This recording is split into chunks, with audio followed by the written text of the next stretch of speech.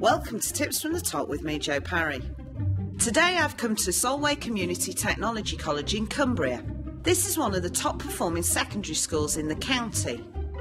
In this video, former head teacher and now supply teacher at the school, Susie Shepherd, shares her top tips for effective team meetings. We have meetings that were fit for purpose, so that we don't have meetings just because they're calendared. We have meetings when we need to have meetings and we have the right people there for the right reasons. But we might also have a cluster meeting where we put different departments together who can learn from best practice from each other. So they're really about trying to suit the material and the meeting together with the audience. So they feel it's a worthwhile use of their time.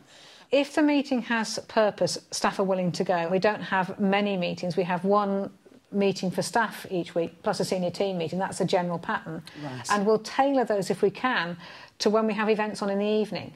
So staff are staying and having a meeting and then perhaps going into a parents' evening. How do you pull out that member of staff who maybe is a little bit reticent to make a contribution, but because you know them well, has got some great things to add? We've done a lot of work working with small groups within the meetings, so it's quite activity-based. So it's not simply a discussion and then calling on those people to actually report on the group or perhaps have their ideas reported through a group person makes a difference. And then eventually they get the confidence to report. And actually it's many of the techniques that you'd use in classrooms. Exactly. It's going around listening and actually saying, oh, and so-and-so had a really good idea. What was it you said? Yes. And then they're empowered to actually speak. How do you ensure that what's happened in that meeting is taken forward and made bigger and better? Most of our meetings will have outcomes and we agree those outcomes at the end of them, and people will be asked to report on the progress of those. If it's a senior team initiative, they'll be asked to report on that in a month's time, say. Right. But that's also agreed in a senior team calendar that we have outlined for the year. And then people feel, don't they, that it's worthwhile. Absolutely. And they can see some outcome of the work that they've put in. And if it hasn't worked, we're also brave enough to say, that wasn't very successful, let's not do that again. We'll try it on a small scale, and if it's worked, we'll roll it out on a big scale. Susie, that's been really useful. Thank you so much. A pleasure. Thank you.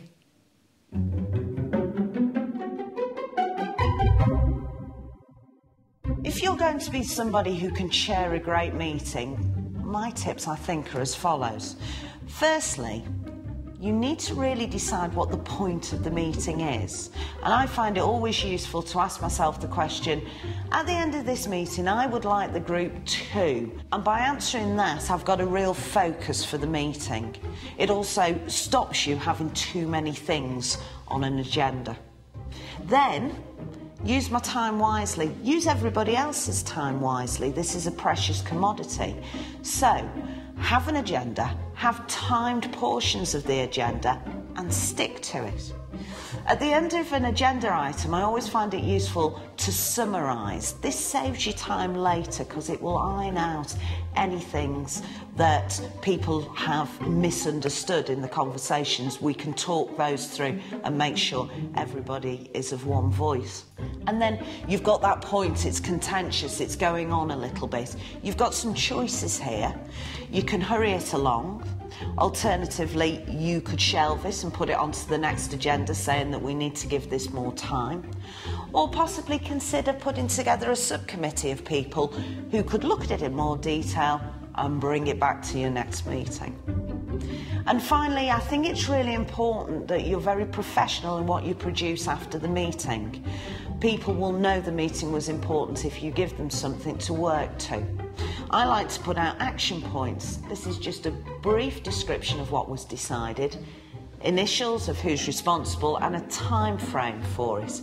Then everybody knows what their roles and responsibilities are and they know what they've got to achieve maybe by the next meeting. And hopefully you'll be seen as somebody who's great at chairing meetings.